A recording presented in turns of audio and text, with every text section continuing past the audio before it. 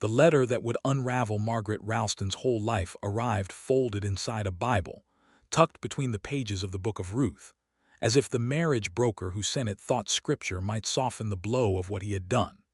She did not read it until she was 3 days deep into the Wyoming Territory, jostled inside a Concord stagecoach that smelled of leather, dust, and the sweat of 6 other passengers who had long since stopped speaking to one another out of sheer exhaustion.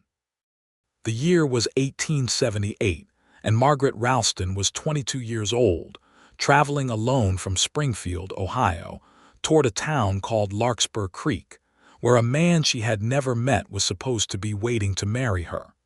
She had expected many things to go wrong on this journey.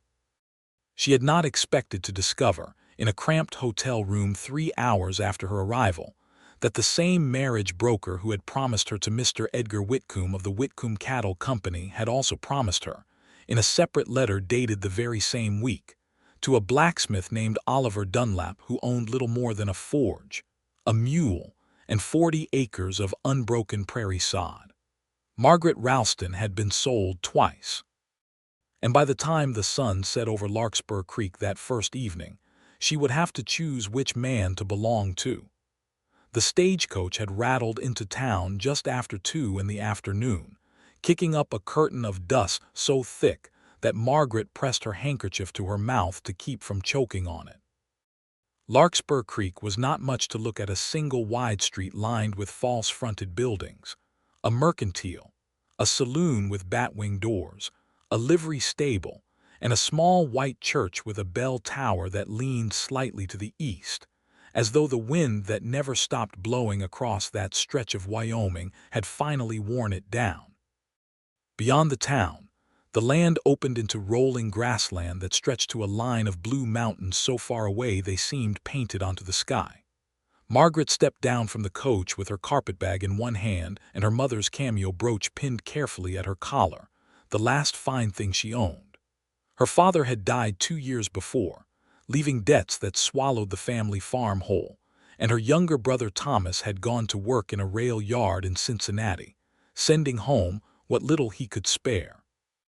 There had been no suitors in Springfield worth the name. The war had taken a generation of young men, and those who remained wanted brides with dowries Margaret did not have. When the advertisement had appeared in the county newspaper, promising respectable positions as wives to established gentlemen in the growing territories of the West, Margaret had written to the broker with a trembling hand and a heart full of desperate hope. The broker's name was Silas Crane, and he had answered her letters with such warmth, such flowery reassurance, that Margaret had allowed herself to believe she was walking toward a new life rather than falling into an old trap. She found the boarding house where Crane had instructed her to wait, a narrow 2-story building with faded blue shutters, and she had barely set her bag down on the narrow bed before there came a knock at her door. "Miss Ralston." The voice belonged to a heavy-set woman with an apron dusted in flour, the boarding house keeper, Mrs. Odell. "There's a gentleman come to call. Says he's expected." Margaret smoothed her traveling dress, checked her reflection in the small cracked mirror above the washstand, and went down to the parlor with her heart hammering. The man waiting for her was not what she expected.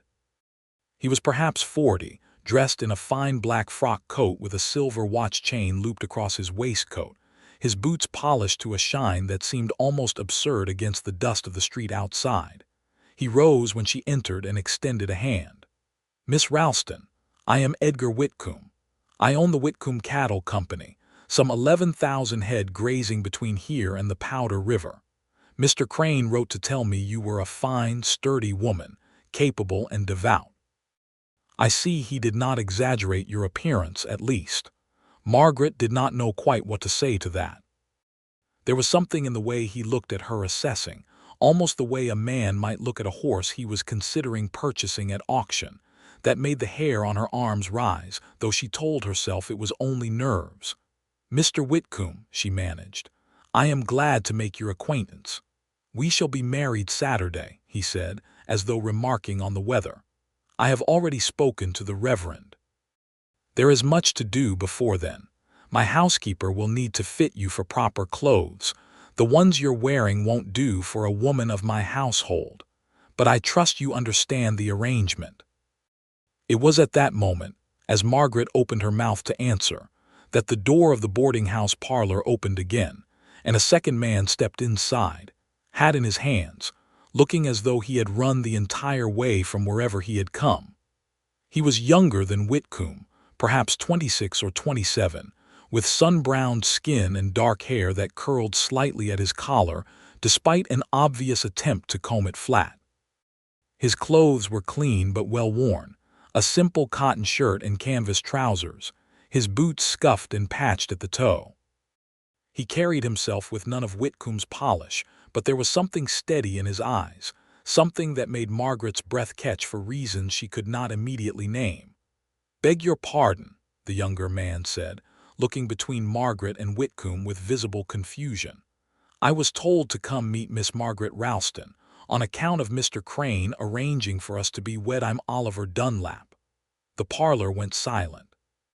Mrs. Odell, who had been hovering near the doorway with a tray of tea things, set the tray down with a clatter that seemed to echo through the whole house. Whitcomb's face darkened. "There is some mistake, sir. This woman is promised to me. I paid Silas Crane $200 for the arrangement, in addition to her passage west." "That cannot be," Oliver said, though his voice had gone unsteady. "I paid him $150 myself, near everything I had saved these 3 years, and he wrote to me not 2 weeks past confirming the match was settled. I have the letter here." He reached into his coat and produced a folded paper, creased from handling, and held it out with a hand that trembled slightly. Margaret felt the floor tilt beneath her feet. She reached for the back of a chair to steady herself. "I do not understand," she said, and her voice came out smaller than she intended. "I received a letter myself not a month ago confirming that I was to marry a Mr. Edgar Whitcomb, a cattleman of some means. I have it upstairs in my trunk. There is no mention of any Oliver Dunlap. And I have a letter," Oliver said quietly, "confirming that I was to marry Margaret Ralston, formerly of Springfield, Ohio, a woman described to me as gentle, capable, and eager for a fresh start in the West. There is no mention of any Edgar Whitcomb." The two men looked at one another, and then, slowly, both looked at Margaret, as though she might somehow resolve the impossible arithmetic of what had just occurred. It was Mrs. Odell who said what all three of them were beginning to understand. "That devil Crane," she muttered, shaking her head. "He's done this before, I'd wager. Sold the same bride twice over and pocketed both fees, banking that the two grooms would never cross paths before the wedding day." She looked at Margaret with something like pity. "You poor girl. You've come 3,000 miles to find yourself the prize in another man's swindle." Margaret sat down hard in the nearest chair, her carpetbag still clutched in her lap, and for a long moment she could not speak at all. Whitcomb recovered first, drawing himself up with the offended dignity of a man unaccustomed to being crossed. "Well, this is easily settled. I paid more. I offered more.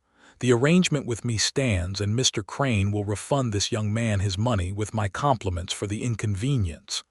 "That is not for you to decide," Oliver said, and though his voice remained quiet, there was iron beneath it now. "Nor is it for me. Seems to me the only person with any say in the matter is Miss Ralston herself." Margaret looked up at that, startled. In all her imaginings of the West, in all the letters she had exchanged with a broker who had painted her future in such glowing terms, she had never once considered that she might be asked what she wanted. She had assumed, the way she assumed the sun would rise, that her fate had already been decided by men she had never met, in rooms she would never see, and that her only task was to arrive and be grateful. She started and stopped. "I do not know Mr. Crane's whereabouts.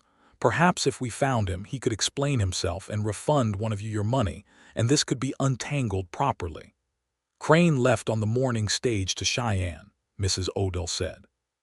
"I saw him myself, not 3 hours past, carrying a case that looked considerably heavier than when he arrived. I expect he knew exactly what sort of storm he was leaving behind him." The room fell quiet again.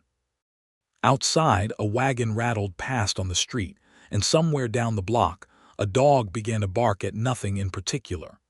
"Then I suppose," Whitcomb said, recovering his composure with visible effort, "that we shall have to resolve this ourselves. Miss Ralston, I would ask that you take supper with me this evening, so that we might discuss the particulars of our arrangement without further interruption." He gave Oliver a look that was not quite contemptuous but came very near to it. "I trust Mr. Dunlap has no objection to withdrawing his claim, given the disparity in what each of us has to offer a wife." Oliver's jaw tightened, but he did not raise his voice. "I have no wish to force myself on any woman who does not want me, Mr. Whitcomb, but I paid for this same right you're claiming, and I traveled the same distance to claim it near enough. Seems only fair that Miss Ralston hear what I have to offer before she decides anything." He turned to Margaret, and his eyes, which had been guarded and uncertain moments before, softened considerably. "I don't have cattle or a fine house, ma'am. I've got a forge and 40 acres and a cabin I built with my own 2 hands, and I'll tell you plain, it isn't much to look at yet. But I'd treat you fair, and I'd treat you kind, and that's a promise I intend to keep whether you choose me or not." Margaret looked between the 2 men, one gleaming with wealth and self-assurance, the other plain and earnest and clearly humiliated by circumstances entirely beyond his control, and she felt something shift inside her chest, though she could not yet have named it. "I think," she said finally, "that I need some time to consider. This is not a small thing, gentlemen, and I will not be rushed into it merely because you both wish the matter settled quickly." Whitcomb did not look pleased, but he inclined his head in a stiff little bow. "Of course.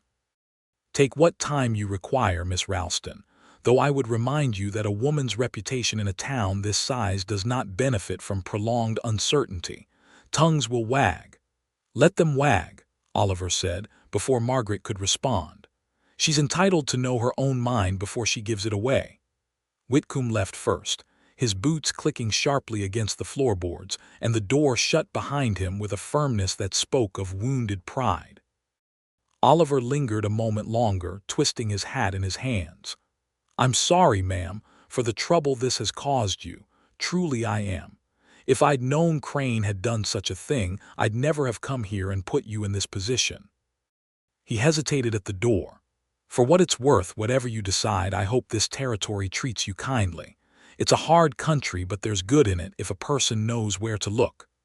Then he was gone too, and Margaret sat alone in the parlor with Mrs. Odell, the tea gone cold on the tray, and the whole enormous weight of the decision now resting, improbably, entirely on her own shoulders.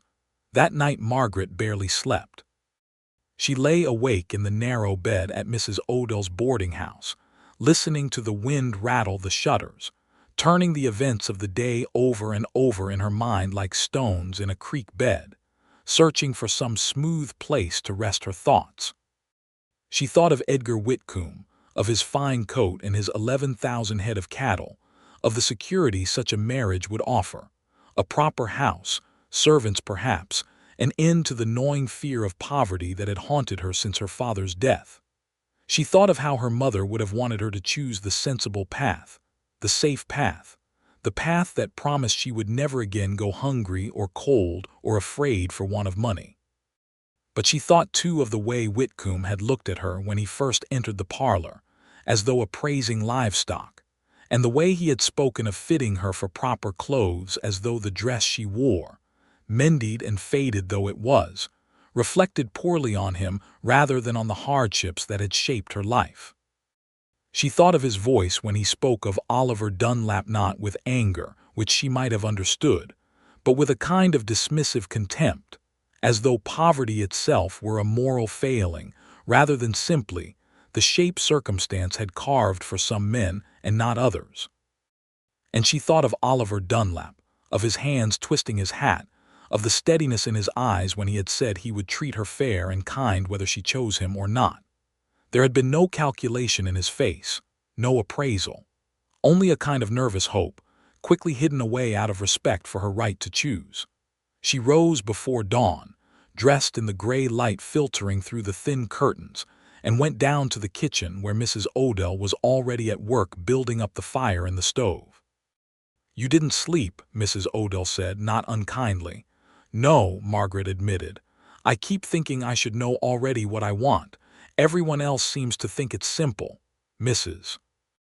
Odell set a cup of coffee in front of her and sat down across the worn wooden table. She was a widow herself. Margaret had learned the previous evening. Her husband killed some years back in a dispute over water rights, and she had built the boarding house up from nothing with her own 2 hands, and the small pension the army had grudgingly paid her. "Nothing worth having is simple, dear," Mrs. Odell said. "I'll tell you what I know of both men, since you're a stranger here and have no one else to ask. Edgar Whitcomb is the richest man in this county, and he did not get that way by being generous.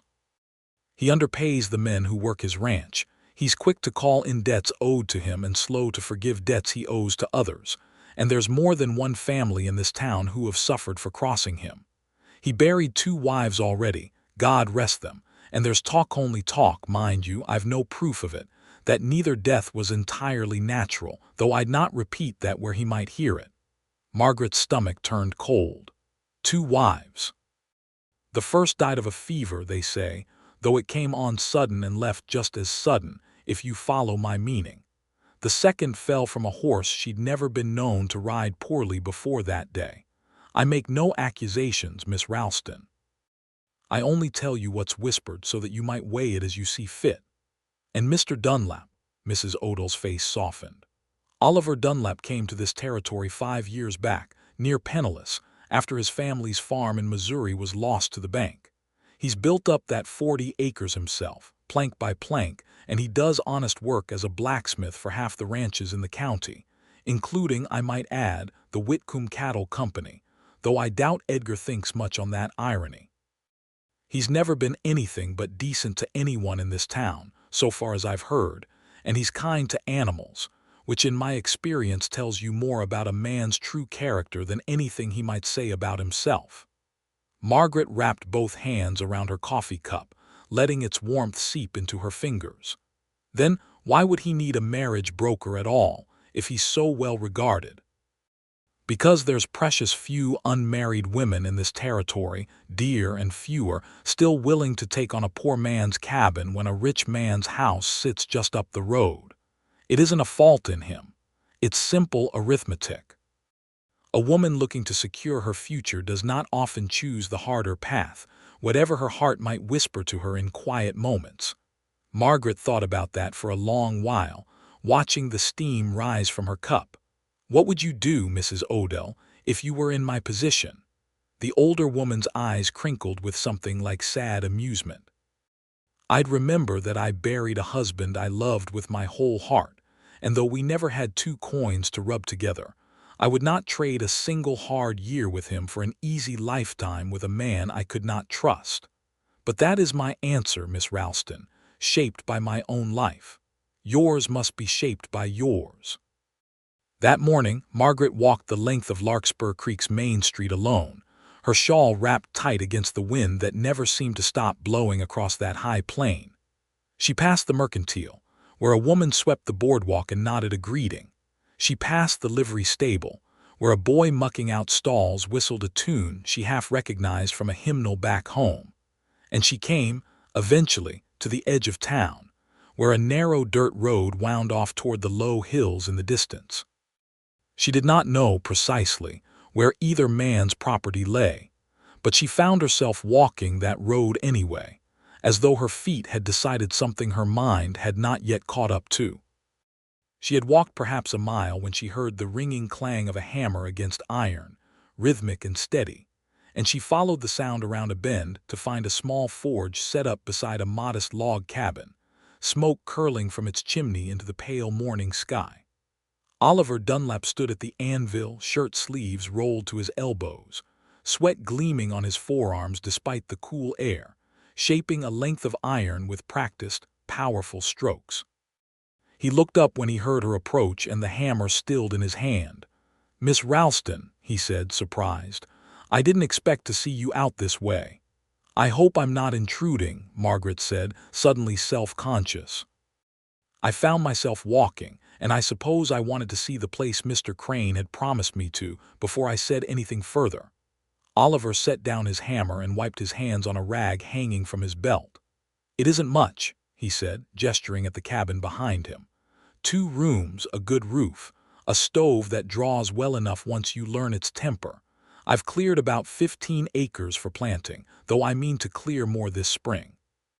There's a creek runs along the eastern boundary, good clean water, and enough grass for a few head of cattle, once I've saved enough to buy them." He paused. "I don't say any of that to boast, ma'am. I say it so you know exactly what you'd be getting if you chose it. No surprises, no fine words hiding a harder truth underneath." Margaret looked past him at the cabin, small and plain but sturdy-looking, with actual curtains, faded but clean-hung in the single visible window. "Did you make those curtains?" she asked, startled by the domestic detail. Oliver flushed slightly. "My sister sent the cloth from Missouri before she passed 2 winters back. Consumption took her. I never had the heart to take them down, even though I've no one to see them but myself and the occasional customer bringing in a plow to mend." He cleared his throat, as though embarrassed by the admission. "I suppose that's a strange thing to tell a woman you're hoping might marry you, that the only pretty thing in your house belonged to your dead sister." "I don't think it's strange," Margaret said softly. "I think it's honest. That seems to be in short supply around here in my limited experience of it so far." Oliver's mouth twitched into something like a smile, though it did not quite reach his eyes. "You've had a hard welcome to Wyoming Territory, I'll grant you that. I truly am sorry for the part I played in it, even unknowing as I was. You needn't apologize again. You've done nothing wrong, Mr. Dunlap.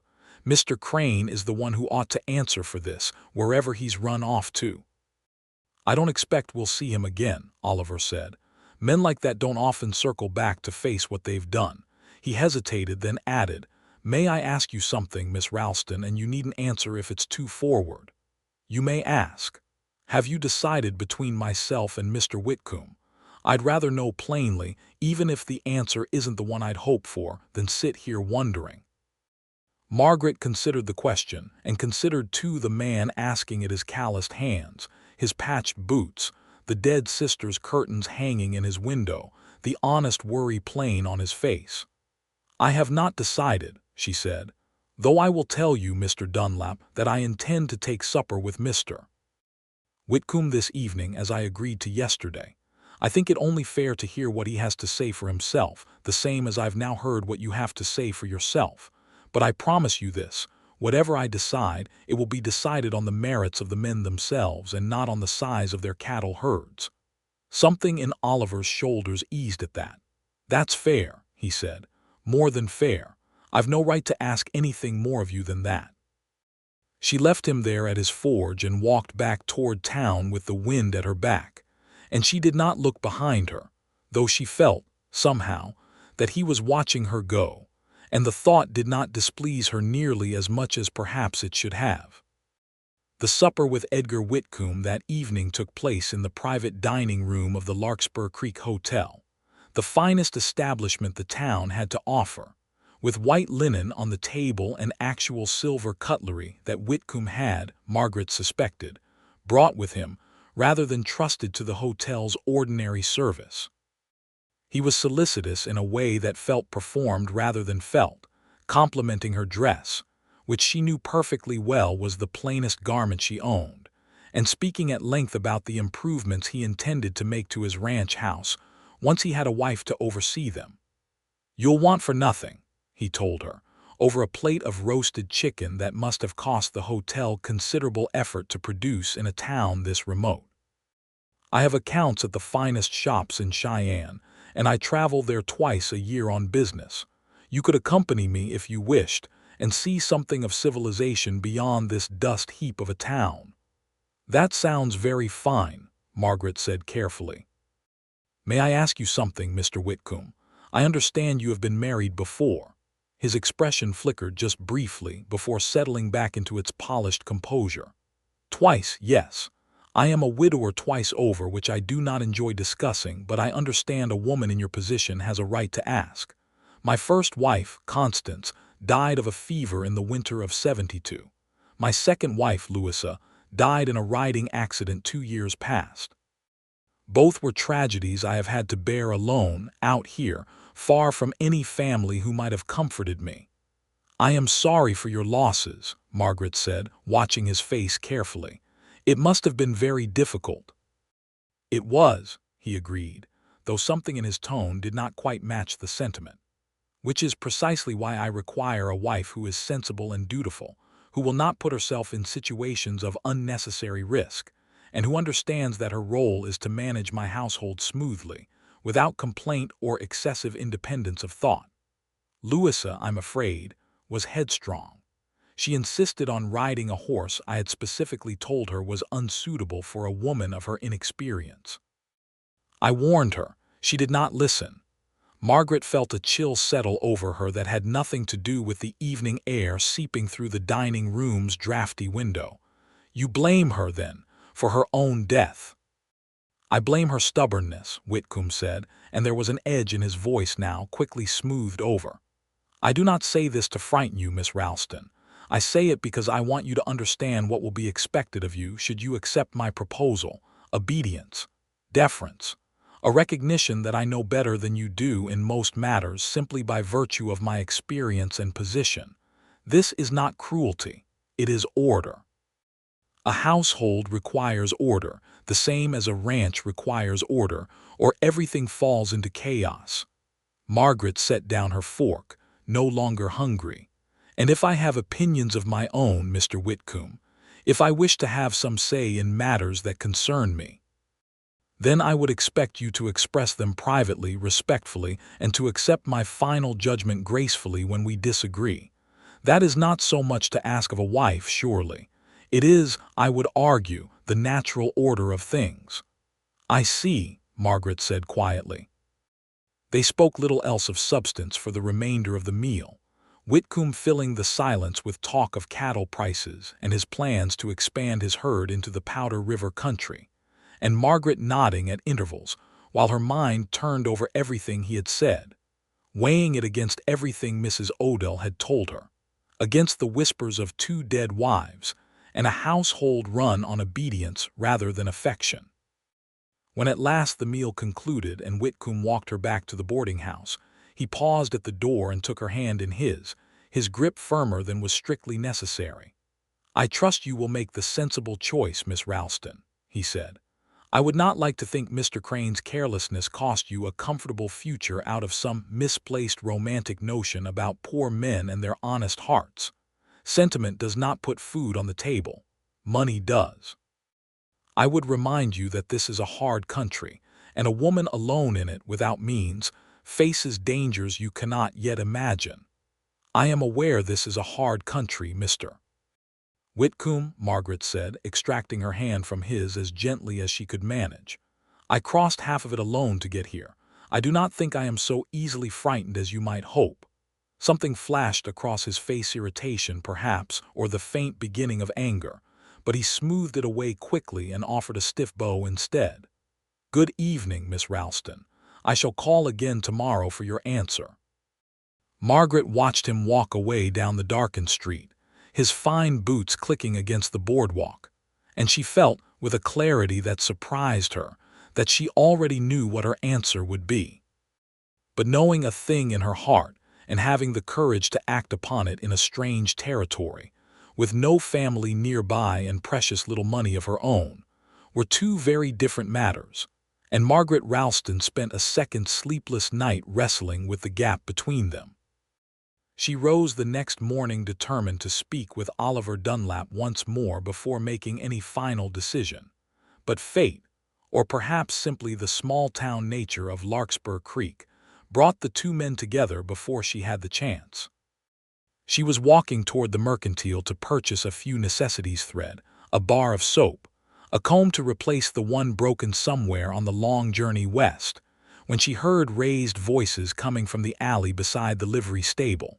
She recognized Whitcomb's voice first, sharp and commanding, and then Oliver's, lower but no less firm. She hurried around the corner to find the two men facing one another in the narrow space between buildings. Whitcomb's hired ranch hands, three of them, broad-shouldered and armed with the casual authority of men, accustomed to doing their employer's dirty work, standing a short distance behind him. "I told you plainly, Dunlap," Whitcomb was saying, "that this matter is settled. I've spoken to the Reverend. I've spoken to Crane's associate in Cheyenne, who confirms my payment was received first and in full.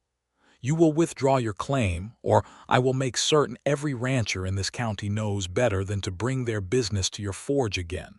You'll be ruined within the season." "You can threaten my livelihood all you like, Mr. Whitcomb," Oliver replied, and though his voice remained steady, Margaret could see the tension in his shoulders, the way his hands had curled slightly at his sides. "But you can't force a woman to marry a man she doesn't choose. Not in this territory, not under any law I've ever heard of. If Miss Ralston chooses you, I'll step aside without another word of complaint. But I won't step aside because you've threatened to starve me out. That isn't how a decent man conducts himself, and you know it. Decent men don't compete for another man's promised bride," Whitcomb snapped. "She wasn't promised to either of us fair and square," Oliver shot back. "We were both cheated by the same crooked broker, and the only person with any right to decide what happens next is standing right there, not either one of us." He nodded toward the alley entrance, where Margaret now stood, having been spotted by one of Whitcomb's men. Whitcomb turned, his expression rearranging itself instantly into something more composed, though a flush of anger still colored his cheeks. "Miss Ralston, I did not realize you were nearby." "Clearly not," Margaret said, stepping into the alley with more boldness than she actually felt. "Mr. Whitcomb, did I hear you correctly? Did you just threaten to ruin Mr. Dunlap's business if he did not withdraw his claim to marry me?" Whitcomb's jaw tightened. "I merely pointed out the practical consequences of continued obstruction. A man in his position would be wise to consider his future prospects." "That is a threat," Margaret said, dressed up in finer language, but a threat all the same. She looked at the three ranch hands standing behind him, and then back at Whitcomb himself, and something that had been building inside her for 2 days, since the moment she had first realized what Silas Crane had done to her, finally crystallized into resolve. "Mr. Whitcomb, I think I have heard enough to make my decision. I will not be marrying you." The alley went very quiet. Even the ranch hands seemed to hold their breath. "You would choose him," Whitcomb said, his voice low and dangerous now, all pretense of politeness stripped away.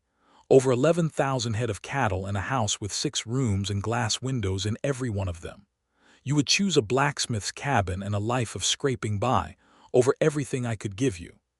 "I would choose a man who does not threaten to ruin his rivals in a back alley," Margaret said, and though her heart was pounding, her voice came out clear and steady. "I would choose a man who asked what I wanted before assuming he already knew the answer. I would choose kindness over cattle, Mr. Whitcomb, every single time, and I am sorry if that offends your sense of how the world ought to work, but it is my choice to make, and I have made it." For a long moment, Whitcomb simply stared at her, and Margaret watched something cold and calculating pass behind his eyes, though whatever he was thinking, he did not say it aloud. Instead, he straightened his coat, gave a short, humorless laugh, and turned to his men. "Let's go. There's nothing here worth our further time." He paused at the mouth of the alley and looked back at Margaret one final time. "You'll regret this, Miss Ralston. Poverty has a way of curdling even the sweetest romantic notions, given enough hard winters. I give your little arrangement 2 years before you're writing to Silas Crane yourself, begging him to find you a wealthier husband."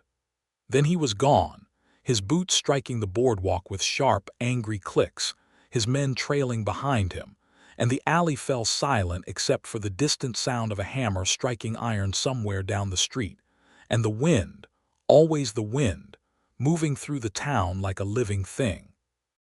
Oliver stood very still, watching Margaret with an expression she could not quite read, hope and disbelief, and something warmer underneath both. "You didn't have to say all that," he said finally. You could have simply told him no without the rest of it. I meant every word of it, Margaret said. I have spent 2 days weighing a fortune against a 40-acre farm, Mr. Dunlap, and I find that I keep coming back to the same conclusion. A man's wealth tells you what he has. It does not tell you what he is. I would rather know what a man is before I bind my life to his. Oliver's mouth curved into a genuine smile then, the first she had seen from him, and it transformed his whole face, softening the guarded wariness that had shadowed his features since they'd first met. "Then I suppose," he said, "I ought to ask you properly this time, without a marriage broker's swindle hanging over either of our heads. Margaret Ralston, would you consider marrying me? Not because a letter told either of us we ought to, but because you've had 2 days to see the plain truth of what I am and what I have to offer, and you've chosen it anyway." Margaret felt something warm bloom in her chest, something that had nothing to do with fear or desperation or the practical calculations of survival that had brought her west in the first place. "Yes," she said, "I would consider it very seriously, Mr. Dunlap. In fact, I don't believe I need to consider it any further at all. Yes." They were married 8 days later, on a bright, wind-scoured Saturday morning, in the small white church with the leaning bell tower, the Reverend Josiah Pratt presiding over a ceremony attended by perhaps a dozen people. Mrs. Odell, beaming with something like maternal pride, the mercantile owner and his wife, two of the ranchers whose plows and wagon wheels Oliver had mended over the years, come to wish him well, and a scattering of townsfolk drawn by curiosity as much as goodwill, since news of the marriage broker's swindle and the subsequent showdown between Whitcomb and Dunlap had traveled through Larkspur Creek with the speed such stories always managed in small frontier towns. Margaret wore a dress of pale blue calico that Mrs. Odell had helped her sew in the days leading up to the wedding, since her traveling dresses had seemed too worn, and her mother's old good dress too warm for the season. It was not a grand gown by any measure, but Margaret thought, looking at herself in the small mirror in her room that morning, that she had never felt prettier in her life, and she understood, with a clarity that surprised her, that the feeling had very little to do with the dress itself, and everything to do with the man waiting for her at the end of the church aisle. Oliver stood at the altar in a coat that Margaret would later learn he had borrowed from the mercantile owner, since his own good coat had been eaten through by moths 2 winters back, and he had not thought it worth replacing when he had no occasion to wear it. His hair was combed flat again, with more success than the first time she had seen him, and his hands, when she finally reached him and took them in her own, were trembling slightly, though his eyes were steady and warm. "You look beautiful," he whispered as the Reverend began the ceremony. "I still can't rightly believe you chose me." "Believe it," Margaret whispered back. "I intend to remind you of it every day for the rest of our lives, so you had better get used to the idea now."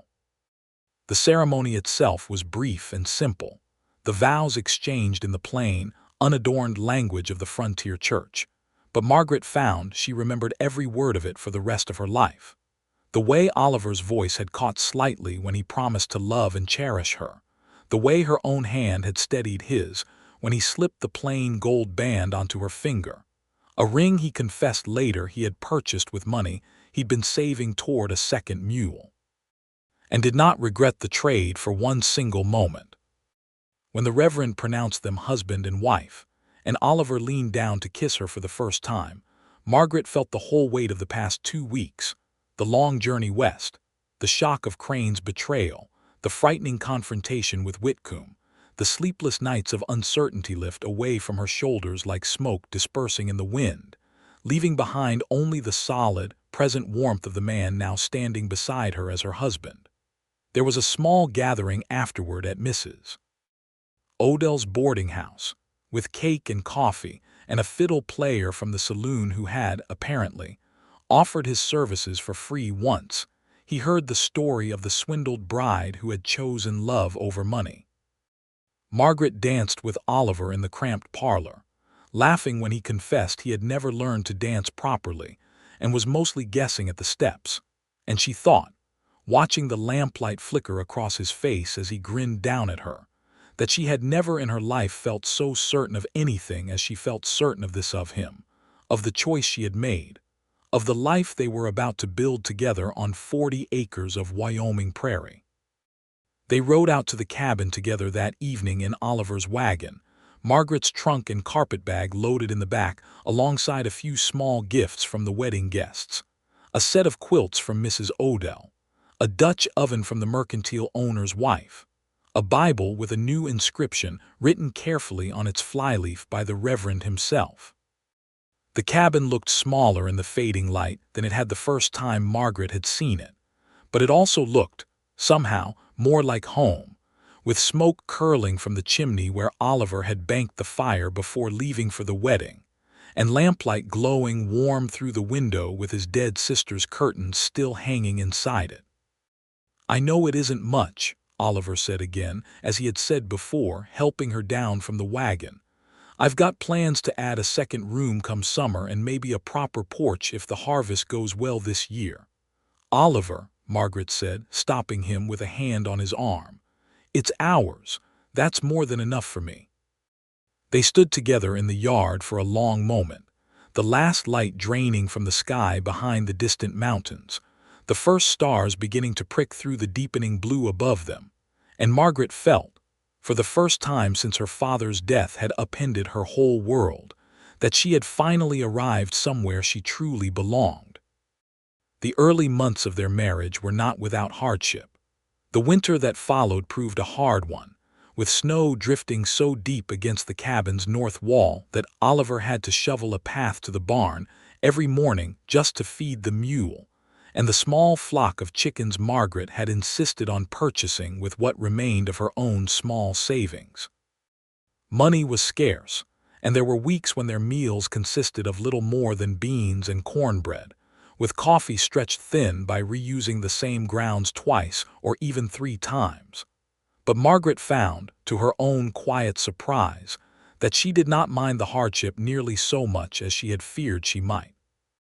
There was a satisfaction in learning to manage a household on so little, in stretching a bit of salt pork across a week's worth of meals, in mending Oliver's shirts by lamplight while he worked late at the forge on some rancher's broken plow, that she had never anticipated finding in what her mother would have called, with some pity, a poor woman's life. And there was Oliver himself, who came home every evening smelling of coal smoke and hot iron, who never once complained about the long hours he worked to keep them fed, and who made a point, no matter how tired he was, of asking about her day, of listening, truly listening, in a way Margaret had never experienced from any man before, to her small triumphs and frustrations alike. "You didn't marry the life you expected," he said to her one evening in early spring, as they sat together by the fire, Margaret mending a torn seam in his work shirt while he oiled the leather straps of the plow harness. "I think about that sometimes. Wonder if you regret it when the wind's howling and there's ice on the water bucket come morning." Margaret set down her mending and looked at him for a long moment. "Oliver Dunlap, I have never once regretted my choice, not for a single day, and I would thank you to stop fishing for reassurance because you already know the answer." He laughed at that, a warm, easy sound that had become, over the months of their marriage, one of Margaret's favorite things in the world. "I suppose I do," he admitted. "I just like hearing you say it." "Then I shall say it as often as you like," Margaret said, leaning over to kiss him softly. "I chose you, Oliver. I chose this. And I would choose it again, 100 times over if I had to do it all again." Word of the swindled bride and her subsequent marriage had, unsurprisingly, spread through the territory, and within a few months Margaret received an unexpected letter, forwarded through the Larkspur Creek postmaster, from a woman in Cheyenne who claimed that Silas Crane had attempted a similar scheme on her own family, only to be caught out before any actual harm was done. The letter mentioned, almost in passing, that Crane had subsequently been arrested in Denver on charges of fraud, having attempted the same double-dealing trick on no fewer than 3 other unsuspecting brides across the territory, collecting fees from multiple grooms for the same promised woman and vanishing before the deception could be discovered. Margaret read the letter aloud to Oliver one evening, and when she finished, he shook his head slowly. "Well, I can't say I'm sorry to hear he's finally been caught. Though I suppose, in a strange way, I owe the man something. If he hadn't done what he did, I might never have gotten the chance to meet you at all." "Don't you dare thank that man for anything," Margaret said, swatting his arm with mock severity. "He very nearly ruined both our lives with his greed. That we found our way to each other despite him is no credit to his character, only to our own good sense in seeing through his lies." "Fair enough," Oliver conceded, smiling. "I'll save my gratitude for you instead. Seems the more deserving recipient, all things considered." As for Edgar Whitcomb, Margaret heard little of him directly in the months that followed, though rumors drifted through town from time to time that his ranch hands had grown increasingly dissatisfied with his treatment of them, that two more had quit within the year over disputes about wages, that he had traveled to Cheyenne seeking a bride through more conventional means. Having apparently learned nothing from his humiliation at Margaret's hands, beyond a renewed determination to find a wife who would not defy him so publicly, Margaret found she could summon very little sympathy for him, though she did feel, on occasion, a flicker of pity for whatever unfortunate woman might eventually find herself bound to a man so incapable of recognizing kindness as a virtue worth possessing. By the time their first anniversary approached, the Dunlap farm had grown modestly but steadily. Oliver had cleared 5 additional acres for planting, purchased 2 milk cows with money saved from his blacksmith work, and begun construction on the second room he had promised Margaret the night of their wedding.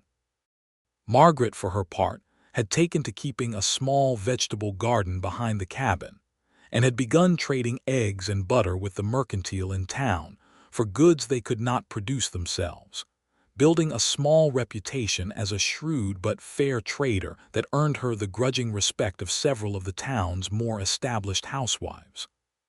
It was in the spring of their second year together that Margaret first suspected she was carrying a child, and she waited nearly 3 weeks, wanting to be certain before she said anything, before finally telling Oliver one evening as they sat together on the small porch he had finished building that winter, watching the sun set over the western hills. "Oliver," she said, taking his hand in both of hers, "I have something to tell you, and I want you to know I've thought carefully about how to say it, but I find I don't have any fine words for it after all. I'm going to have a baby."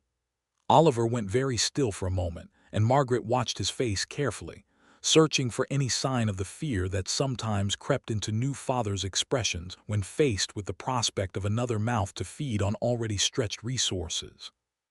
But what she saw instead was a slow, spreading joy that lit up his whole face like sunrise breaking over the prairie. "A baby," he repeated, as though testing the word for its full weight. "Margaret." He stopped, seemingly unable to find words adequate to the moment, and instead simply pulled her into his arms and held her there, his face buried against her hair, and Margaret felt him trembling slightly, the same way his hands had trembled at their wedding, and understood that it was not fear making him tremble now, but something closer to overwhelming happiness. "I know we don't have much," he said finally, his voice rough with emotion. "I know the cabin's still small and money's still tight some months, but I promise you, Margaret, I will work every single day of my life to make sure that child never wants for anything that truly matters. Love, safety. A mother and father who care for each other and for them, more than any amount of money ever could provide." "I know you will," Margaret said, tears standing in her own eyes now. "I have never doubted it, not for one single moment since the day I chose you over every fine promise Edgar Whitcomb tried to dangle in front of me. This is exactly the life I wanted, Oliver. This is exactly the man I wanted it with." Their son was born the following November, during the first real snowstorm of the season, with Mrs. Odell serving as midwife since the nearest doctor was 2 days' ride away and could not have arrived in time regardless. They named him Thomas after Margaret's brother back in Ohio, and Oliver held the boy in his arms that first night with an expression of such fierce, protective tenderness that Margaret, exhausted as she was from the labor, felt her heart swell nearly to bursting at the sight of it. "He's got your eyes," Oliver said softly, tracing one finger gently along the baby's small cheek. "And your stubborn chin, I think," Margaret replied, smiling despite her exhaustion. "Poor child. He hasn't got a chance of avoiding a difficult temperament, inheriting from the two of us." "He'll be fine," Oliver said, with the quiet certainty that had become one of his most reassuring qualities over their 2 years of marriage. "He's got two parents who love each other, and who'll love him besides. That's more than plenty of children start out with in this world." Life on the Dunlap farm continued in the years that followed, marked by the ordinary rhythms of frontier existence, planting and harvest, the birth of calves in spring, the long work of preparing for winter, the small triumphs and occasional setbacks that came with trying to build a life from raw prairie soil. A daughter whom they named Ruth, after the very book of Scripture in which Silas Crane's fateful letter had once been hidden, arrived 2 years after Thomas, followed by a second son, Henry, 3 years after that.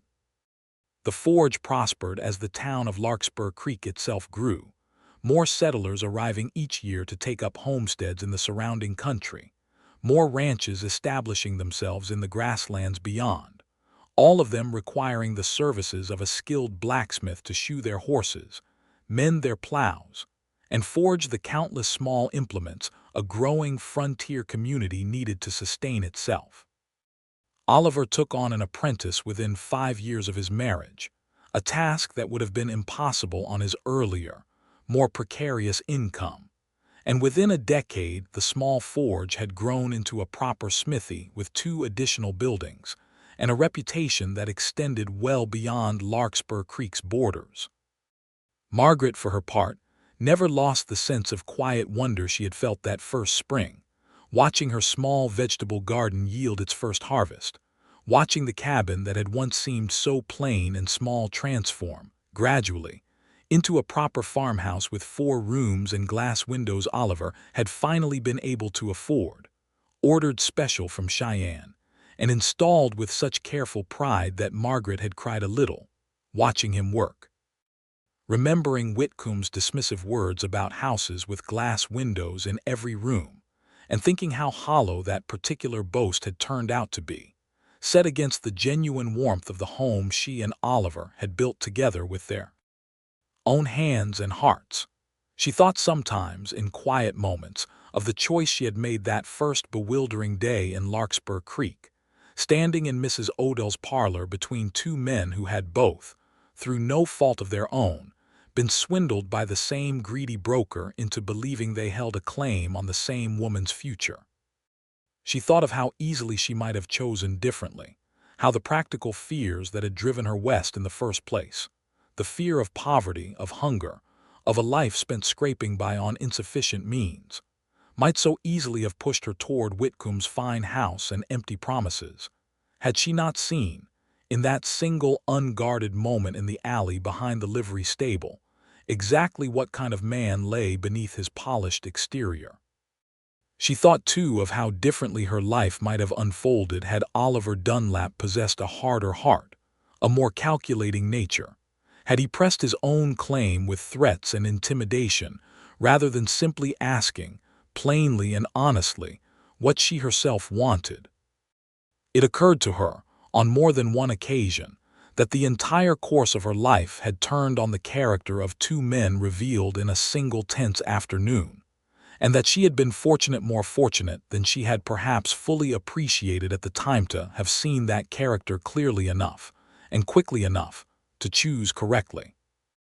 On their 10th wedding anniversary, Oliver surprised her with a gift he had been saving toward in secret for nearly a year, a small parcel of land adjoining their own property, purchased quietly from a neighboring family who had decided to sell up and move further west, which he presented to her with an almost boyish nervousness that reminded Margaret powerfully of the young blacksmith who had once twisted his hat in his hands in Mrs. Odell's parlor. uncertain whether he had any right to hope for her affection.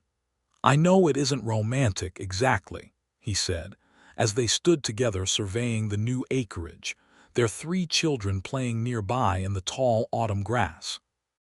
"A parcel of land isn't a poem or a bouquet of flowers. But I thought, well, I thought you might like to have something that was truly, fully yours. Something with your name on the deed alongside mine, not just mine alone the way the original homestead claim was filed." Margaret looked at him for a long moment, this man who had once owned little more than a forge and 40 acres of unbroken sod, who had built, patiently and honestly, a life of genuine abundance not through the accumulation of wealth for its own sake, but through steady, faithful labor undertaken always with love as its guiding principle. "Oliver," she said softly, "do you remember what you told me that very first day, at your forge, before either of us knew how any of this would turn out? You said you'd treat me fair and kind, whether I chose you or not. You've done exactly that every single day for 10 years now.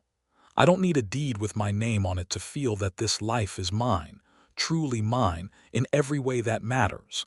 But I love you all the more for thinking to give me one anyway." He pulled her close then, there in the tall grass with their children's laughter drifting on the autumn wind, and kissed her the way he had kissed her on their wedding day, with the same fierce tenderness, the same evident wonder that fate had somehow, through all the twists of a greedy broker's failed swindle, brought them together after all. Years later, when their children were grown and beginning families of their own, Thomas having taken over much of the forge work alongside his father, Ruth married to a schoolteacher in the now considerably larger town of Larkspur Creek, Henry having gone east briefly to study before returning, somewhat to Margaret's surprise and considerable delight. With a firm determination to become a doctor for the growing frontier community that had once relied on a 2-day ride for any medical care at all, Margaret would sometimes tell the story of the marriage broker's double swindle to her grandchildren, gathered around the hearth of the farmhouse that had grown, over 4 decades, from a simple two-room cabin into a rambling, comfortable home filled with the accumulated warmth of a genuinely happy family.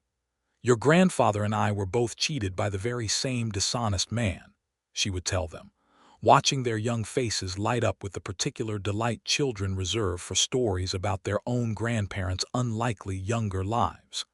"He sold me to 2 different men, thinking neither would ever discover the other, and pocketed money from both of them for his trouble. And there I was, standing in a stranger's parlor, having to choose between a rich man's promises and a poor man's honesty, with nothing but my own judgment to guide me." "And you chose grandfather," one of the grandchildren would inevitably say, though they had heard the story many times before and knew perfectly well how it ended. "I chose your grandfather," Margaret would confirm, glancing across the room to where Oliver sat by the fire, his hair gone gray now, but his eyes still holding that same steady warmth she had first glimpsed across Mrs. Odell's parlor so many years before. "Because I learned, in that single afternoon, that the size of a man's fortune tells you nothing at all about the size of his heart. And I decided right then and there that I would rather build a life on love and honesty with a poor man than build one on comfort and cruelty with a rich one. It was, I think, the finest decision I ever made in my whole life, and I have never once regretted it, not for a single day."